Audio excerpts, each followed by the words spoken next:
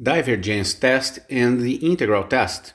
In this video, you'll see how to determine the convergence or divergence of a series by using the integral test and the divergence test.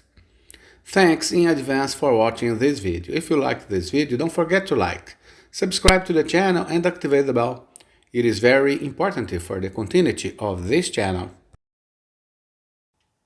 The following theorem states that if a series converges, the limit of its general term must be zero.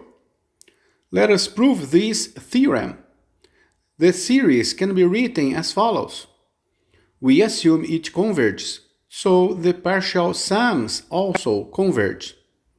Since n minus 1 approaches infinite as n approaches infinite, these two partial sums converge to the same limit.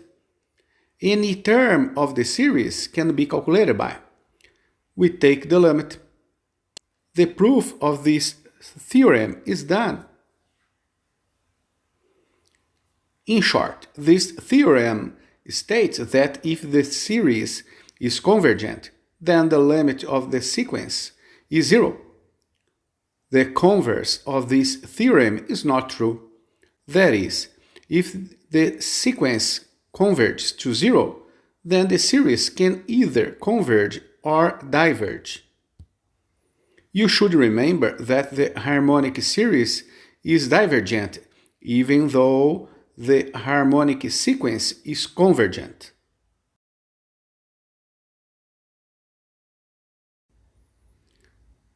Now we write this theorem in another way to establish a relationship between the limit of the general term and the convergence properties of a series. This theorem is known as the divergence test. If the limit of the general term is not zero, then the series is divergent. If the limit of the general term is zero, then the series may either converge or diverge. The converse of the first part of this theorem is true. If a series converges, the limit of its nth term must be zero. So the proof has already been given. To prove the second part of this theorem, let's produce both a convergent series and a divergent series, for which the limit of its general term must be zero. The first is the divergent harmonic series, and the second is convergent geometric series.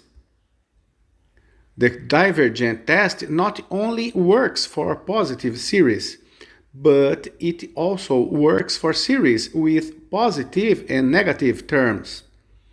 In practice, this theorem is useful to prove that a given series diverges, hence its name.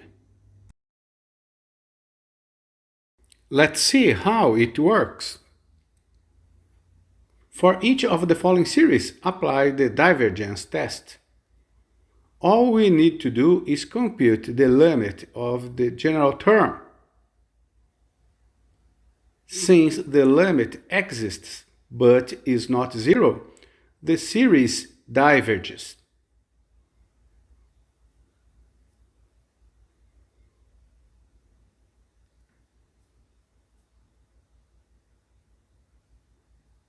Let's solve item B.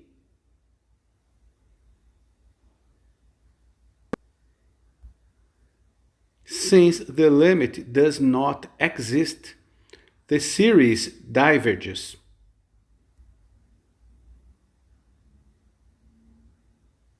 Let's solve item C. Since the limit exists and it is zero, the divergence test is inconclusive. The divergence test helps us by checking if the series is divergent first. But if the test is inconclusive, we need to use other tests to check if the series is convergent or divergent. We start with the integral test. Let a sequence be defined by the function, where the function is positive, decreasing and continuous for all positive integers. Then the series converges if and only if the improper integral converges. Mathematically, we can write this theorem as follows.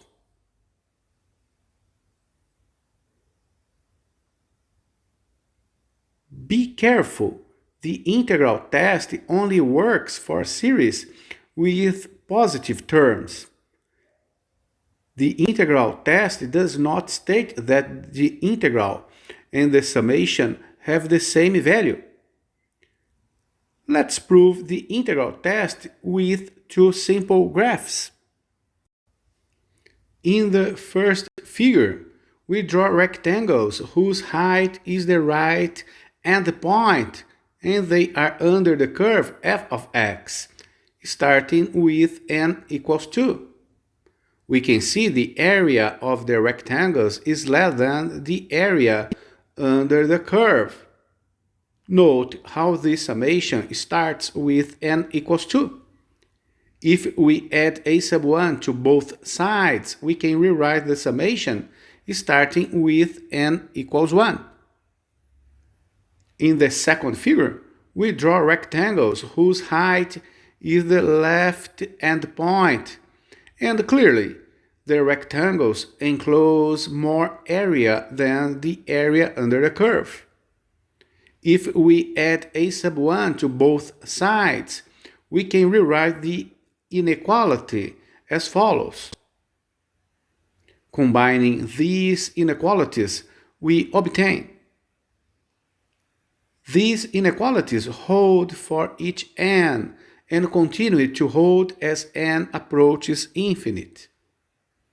From the last inequality, we can make the following two statements.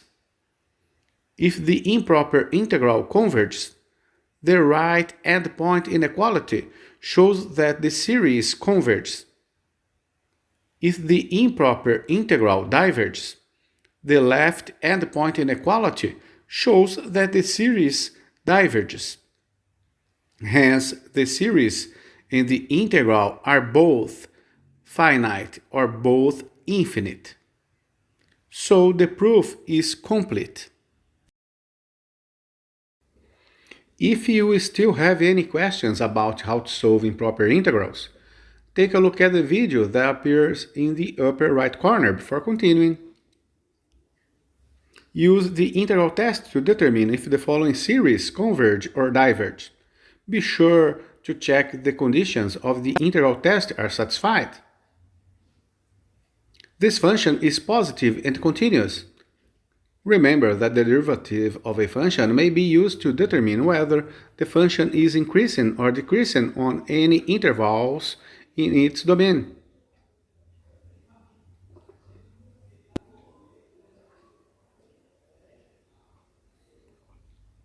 Since the derivative of this function is negative, the function is decreasing.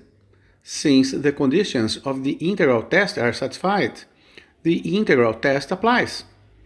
To evaluate the improper integral, we use the substitution method.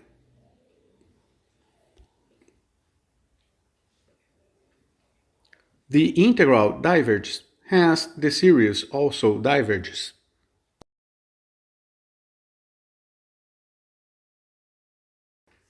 Let's solve item B. This function is positive and continuous, and since the derivative of this function is negative, the function is decreasing. Therefore, the integral test applies. To evaluate the improper integral, we use the substitution method.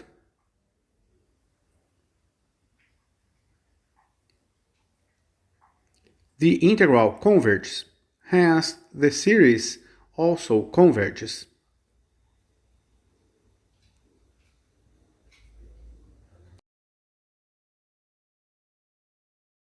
Another important type of series is the p-series.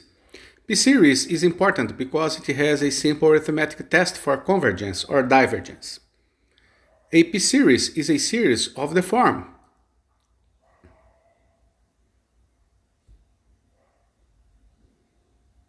A general p-series is a series of the form.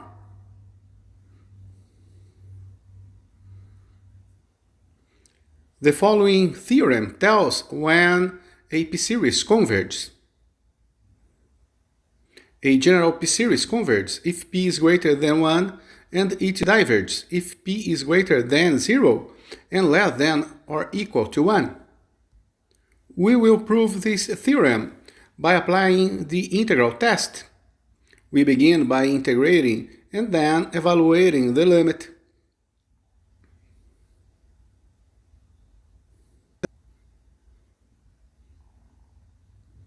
This limit converges precisely when the power of r is less than 0, that is, when p is greater than 1. This limit diverges when the power of r is greater than 0, that is, when p is greater than 0 and less than 1. If p equals 1, we integrate again and evaluate the limit.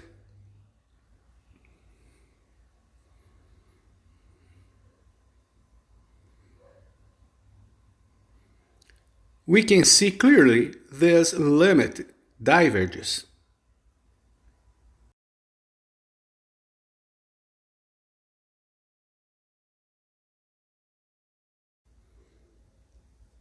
Use the p-series test or integral test to determine whether the series is convergent or divergent. Item A is a p-series with p equals 1. This series is the well-known harmonic series. Since p equals 1, so it diverges. Item B is a p-series with p equals 3. Since p is greater than 1, so it converges. Item C is a p-series with p equals 1/2. Since p is less than 1, so it diverges.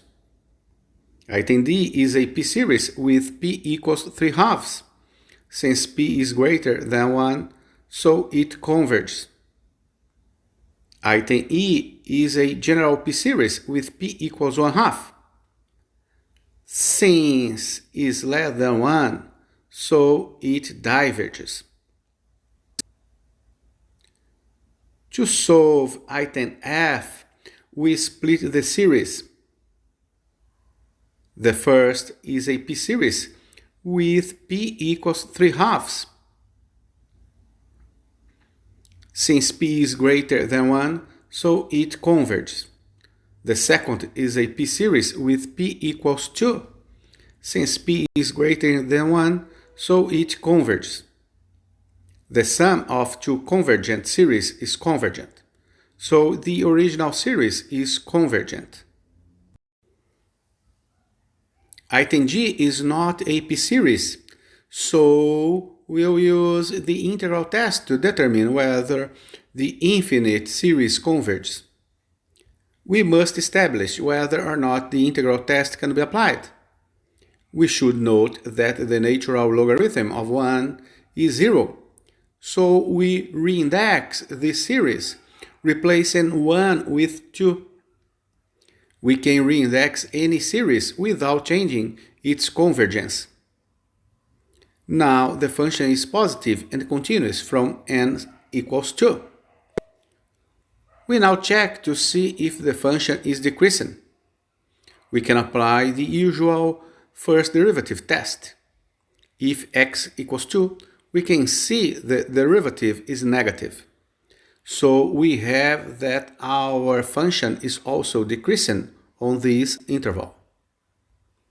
Since f is positive, continuous, and decreasing, we can apply the integral test.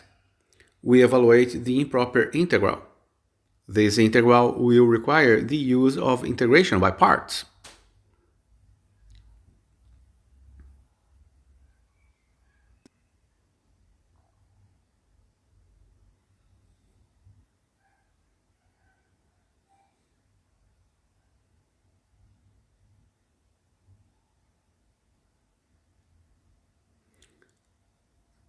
This limit is 0. and we compute the resulting limit using L'Hopital rule, we can see the series converges.